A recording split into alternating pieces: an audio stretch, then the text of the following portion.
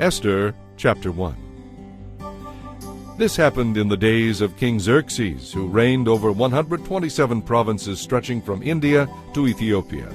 At that time he ruled his empire from his throne at the fortress of Susa. In the 3rd year of his reign he gave a banquet for all his princes and officials. He invited all the military officers of Media and Persia, as well as the noblemen and provincial officials. The celebration lasted 6 months, a tremendous display of the opulent wealth and glory of his empire. When it was all over, the king gave a special banquet for all the palace servants and officials, from the greatest to the least. It lasted for 7 days and was held at Susa in the courtyard of the palace garden. The courtyard was decorated with beautifully woven white and blue linen hangings, fastened by purple ribbons to silver rings embedded in marble pillars. Gold and silver couches stood on a mosaic pavement of porphyry, marble, mother of pearl, and other costly stones. Drinks were served in gold goblets of many designs, and there was an abundance of royal wine, just as the king had commanded.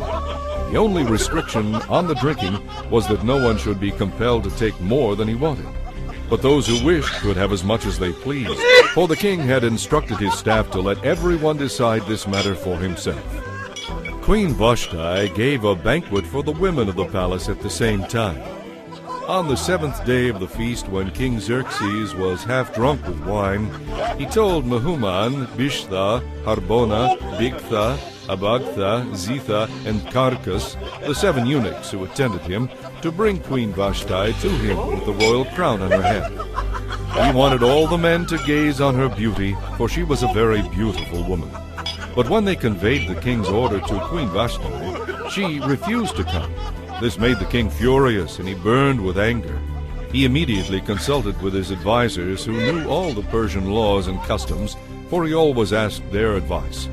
The names of these men were Karshina, Shethar, Admatha, Tarshish, Meres, Marsina, and Memucan, 7 high officials of Persia and Media. They were his closest associates and held the highest positions in the empire. "What must be done to Queen Vashti?" the king demanded. "What penalty does the law provide for a queen who refuses to obey the king's orders properly sent through his eunuchs?" Memucan answered the king and his princes. "Queen Vashti has wronged not only the king, but also every official and citizen throughout your empire.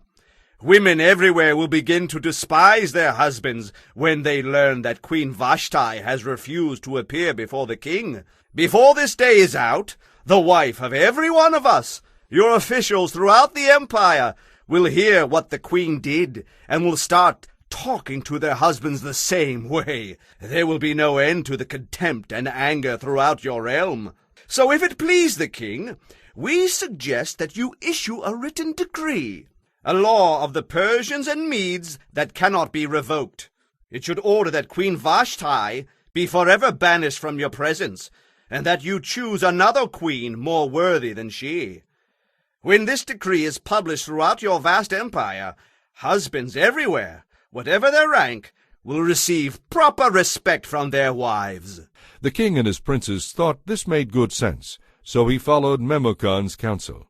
He sent letters to all parts of the empire, to each province in its own script and language, proclaiming that every man should be the ruler of his home.